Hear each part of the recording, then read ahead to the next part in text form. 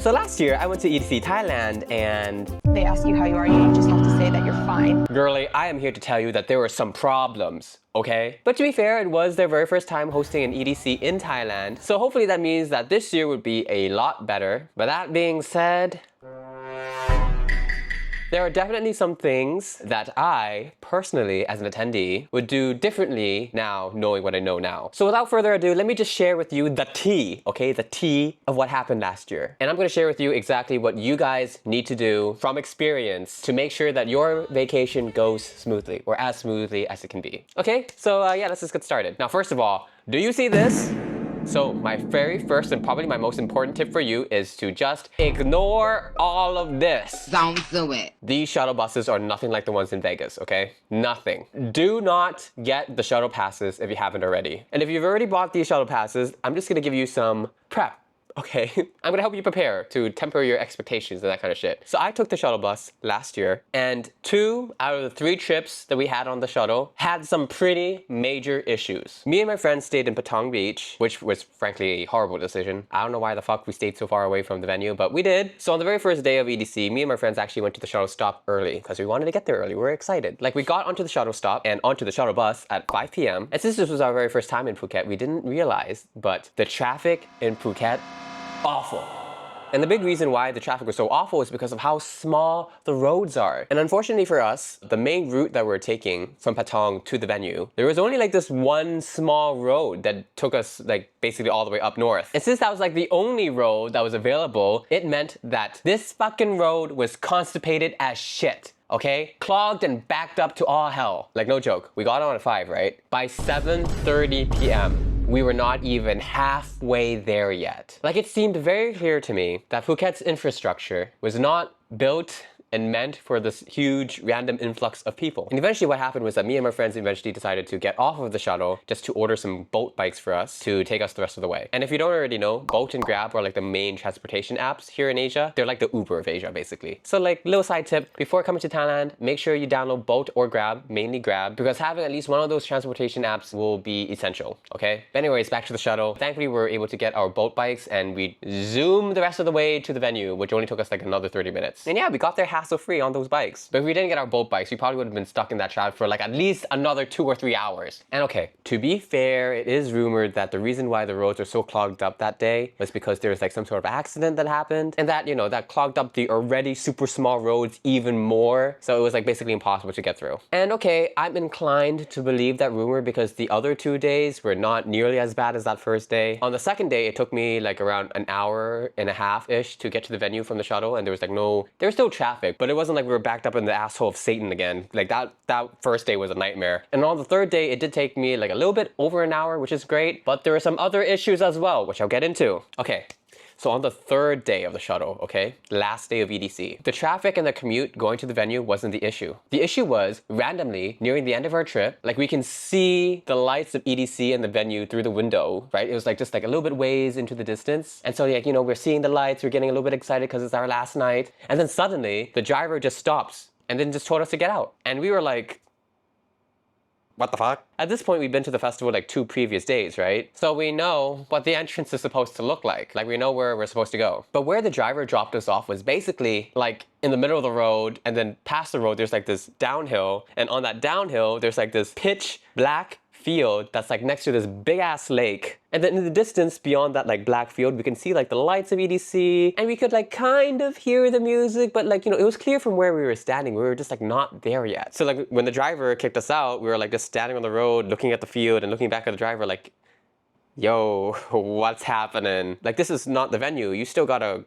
go, you know, it's a straight line. We still have to go to the end where the entrance is. Like, why are you dropping us off here? And the driver, with his limited to no English, basically was like, he just like pointed to the field, and then that was it. That's all we had. And then he closed the door, and since he was still stuck in traffic, we just kind of like made eye contact and just looked at the field and we're like, okay, well, well, fuck it. If that's what he says, then that's just what we gotta do, right? If he was wrong, but like, what the fuck do we know? He's staff. Maybe some higher up told him to like stop here because there was some issue going on with the entrance over there or something, you know? We're customers, we're attendees. We're not supposed to know these things, right? So we just followed his direction and like, you know, placed our trust in him as a staff member working for EDC. And so we followed the direction where he was pointing at and like clambered down the hill and then walked through that black empty field. And this field was not made for walking, okay? Like she was lumpy. Like there were these big mounds of like random dirt that we couldn't really see because it was like pitch black. And so it was like very easy to trip over them. And eventually at the end of the field, the driver was right. There was like this EDC like gate thing. And so we were like relieved. We're like, oh, okay, cool. Okay, we're fine. But then when we approached the gate, the staff were like, oh, sorry, but this is for VIP. And we were like, oh, okay, yeah, but like our shuttle bus driver literally just dropped us off here. Like he kicked us off the bus. Like we're GA, but like we didn't have a choice. Like we were just told to come here, so we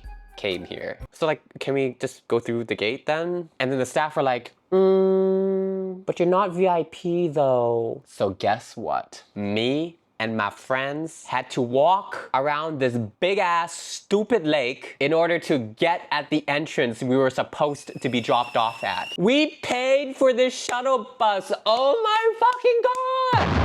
And like I said, this path was not made for walking, okay? Like there wasn't like a neat little sidewalk next to the lake that we can just like stroll on by on. Like there was a path, so to speak, like a dirt path thing, but it was literally like mounds of dirt and rocks, you know? And so me and my friends had to whip out our cell phones because again, it was like really dark. And we had to hike like 35 to 40 minutes around this big ass lake in order to get to the entrance of EDC. That is a load of bullshit. Especially because we paid for this. We paid for the shuttle. And just like what a complete failure of organization and customer service. Like maybe I could forgive the bus driver, but like kind of not really because it's his job to get us to the entrance of the venue, like to bring us to the right place. But like, you know, to give him the benefit of the doubt, maybe there was like some sort of misunderstanding. But then again, it was the third fucking day, so he should have done this like 2 days prior. But who knows, you know, I'm trying to give him the benefit of the doubt. But I just couldn't believe that the insomniac staff at the VIP gate did not let us through despite knowing our predicament. Like keep in mind, okay, while there's this big black field in between the gate and the road we were at. The road itself is like full of cars and street lights, right? They would have had the perfect vantage point to like see us stumble out of the shuttle, clamber our way down the hill, then stumble our way through the field with our fucking flashlights. Like we weren't lying. They could see us, right? And instead of being like empathetic or like being conscious of our predicament, they were basically just like, yeah, sucks to suck. Now fuck off. Like there were multiple staff members standing there. Like just one of them could have like helped lead us through the VIP section and point us and direct us into the GA section, the regular section, right? And like, you know, make sure that we weren't trying to use this as an excuse to like, you know, sneak our way into the VIP section or something like that. Like that's just one thing they could have done. They could have done so many other things in order to help us, but they didn't. Not at all. Didn't even lift a little nugget of a pinky. And we paid for this! We were so lucky that none of my friends got hurt on that fucking walk around the lake to the entrance of EDC. Because look, there were like these big ass wobbly rocks on that path to the entrance, okay? And they looked sharp as fuck. I actually did kind of like scratch my ankle on one of them, but like thankfully I was wearing thick ass socks and I didn't bleed. But like, oh my God, if I angled my foot incorrectly, like who knows?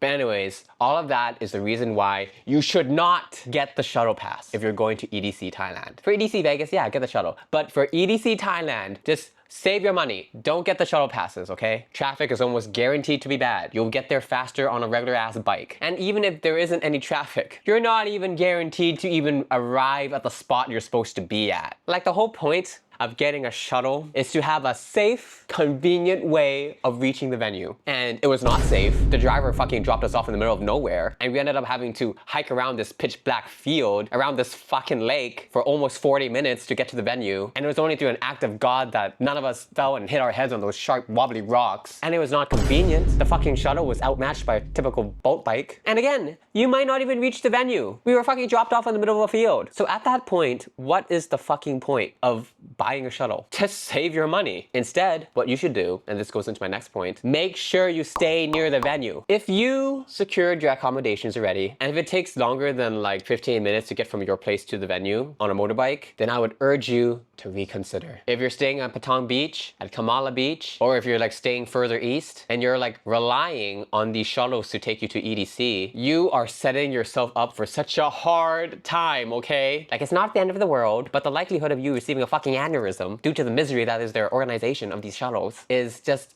it's not worth, okay? Like, if you get the shuttle pass, you're gonna catch more shit than the EDC porta potty, okay? Seriously. Stay within the venue's range. The closer you are to walking distance, the better. It's gonna be more expensive, yes. But you paying for the shuttle and then like missing like half the show and all the sets you wanted to see because of dumb bullshit, that is even more expensive, right? Save yourself the headache. Please. Okay, so those are actually the biggest points I had about EDC Thailand. The rest of the video is more just like suggestions and just like a heads up as to what to expect. Because despite the nightmare that was their transportation system, the rest of the festival was pretty fun. Now let's talk about the venue itself. This year, the venue is gonna be at Rhythm Park, so I don't know how that's gonna go. But last year's venue at Lakefront Boat Avenue was, in my opinion, it felt small. It was basically like this giant, kind of like Y-shaped fork with like some branches. And you could probably like walk through the entire thing in like maybe 20 minutes and like see all the stages they have to offer. The set pieces themselves are also like, you know, not grand. Some stages were like, yes, like the typical EDC fashion, like the lady,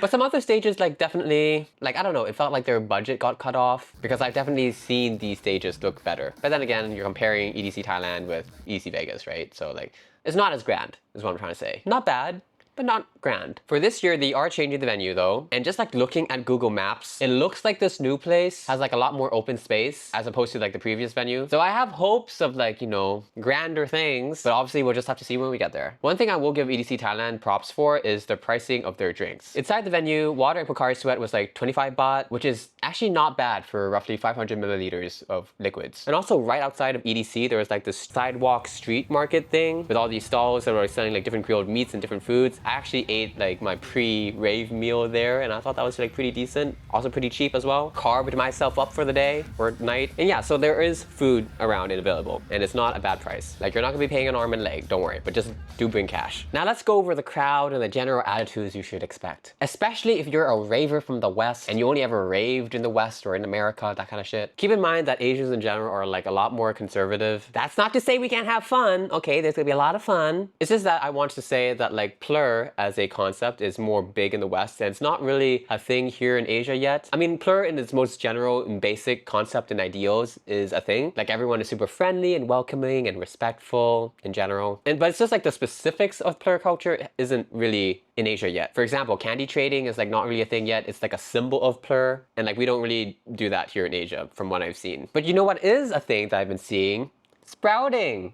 So if you don't know what that is, it's basically like candy trading where if like, you know, if you find someone with a really good vibe that you really like and you think they're awesome, you're making a new friend or something, instead of like, you know, trading candy with each other, instead you put like a little plant sprout in their hair. Like, during my time at EDC Thailand, I didn't actually see a lot of candy trading, but I did see some sprouts. People were like wearing these things and at the time I didn't know what it was. So I guess maybe it's more of a thing here in Asia. So if you're coming from the West, maybe for this trip instead, you should just buy a bunch of these little hair clip thingies and maybe attach a little sprout on top of it, or like buy these pre-made sproutling hair clips. And you can like make it super cute as well. You can make one of your national flower. Like in the wild at EDC, I actually saw someone have like these little soju bottle sproutlings and I thought that was just like so cute and so cool. So yeah, maybe consider giving that a try. Another potential issue that you guys should definitely be aware of is theft. Now, phone thievery is a huge issue at EDC Las Vegas. And I think in part like every big rave is gonna have this issue. Now, thankfully, I didn't run into any problems myself and none of my friends got anything stolen. But that could just be because we were lucky. Definitely exercise the usual big rave rules when it comes to taking care of your belongings. Bring your anti-theft fanny packs. The ones that I use is from Lunchbox, and this is not sponsored, by the way. Another bag that I'm super into is this hotter bag, which is so cute, and it's also a hydration bag without looking like it came from Amazon. Also not sponsored. EDC Thailand also does offer some like locker rentals, so consider getting that. I did not use them personally, so I have nothing to add in that regard. And if you do lose your belongings, don't panic because there usually is a lost and found. And it's definitely worth checking it out because there are some good Samaritans out there. I know because when I went to EDC Las Vegas, I lost my phone and like the sweetest person in the world picked it up for me. I found your phone, babe.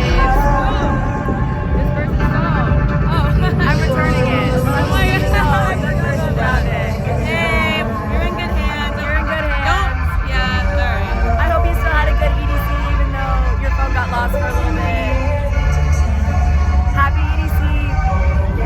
Is that so sweet and cute? Oh my god. This is why I love raves. Seriously. Now, I can't guarantee that everyone you meet is going to be as sweet and as courteous as that. I do think you should always be aware and cautious and wary of theft. But I will also say that EDC Thailand was super sweet to me. The people I met were like really cool and super friendly. And I didn't really run into any problems, like socially speaking. So you're going to have a great time, okay? We are a bit shyer. We're not as crazy and wild as maybe some of you Westerners out there. But like, if you bring the crazy, we will respond with like happiness and crazy too, okay? We might need that little push from you at Western. But yeah, I think that's it when it comes to EDC Thailand. The biggest thing really was the transportation and the shuttles. And also just like Phuket in general is not the nicest place to be. Like nice visually, but I feel like the attitudes are a lot, how do I say? More scammy. Like just the general attitudes of the staff we met around Phuket. Like I feel like Bangkok was a lot much nicer to the tourists than Phuket was in general. If you have any specific questions, feel free to leave them down below. Also, life and health update. Still coughing, getting an x-ray test now because I've been taking antibiotics and that's not working. I've been taking lots of Vietnamese anti-remedies like roasted fermented lemon honey citrus concoctions that I've been putting into my tea, and it has been helping with the symptoms, but the core is the core issues are still here. So yeah, I'm going to the hospital again. Hopefully this time we can figure out what is wrong with my cough. But overall, I'm still blessed. Like I'm still relatively healthy. I'm going to the gym. I'm eating okay. Definitely do not want to go back to being how I was when I was in Japan, when I was dealing with that stomach parasite. Oh my god, awful. But yeah, just feeling good and living life. Also, I've been super into this new series called Dispatch. It's such a good story with some really great writing, and I've actually been playing it on my second channel. So check it out if you want to hang out with me some more and just experience like a really great story with me. It's like a superhero story that's like really mature, or like it has mature writing. And yeah, it's just a fun time. So yeah, hang out with me some more. Anyways, that's everything I had to say in this video. I might see you at EDC Thailand. And yeah, let me know if you have any questions, okay? Right, see you! It's you,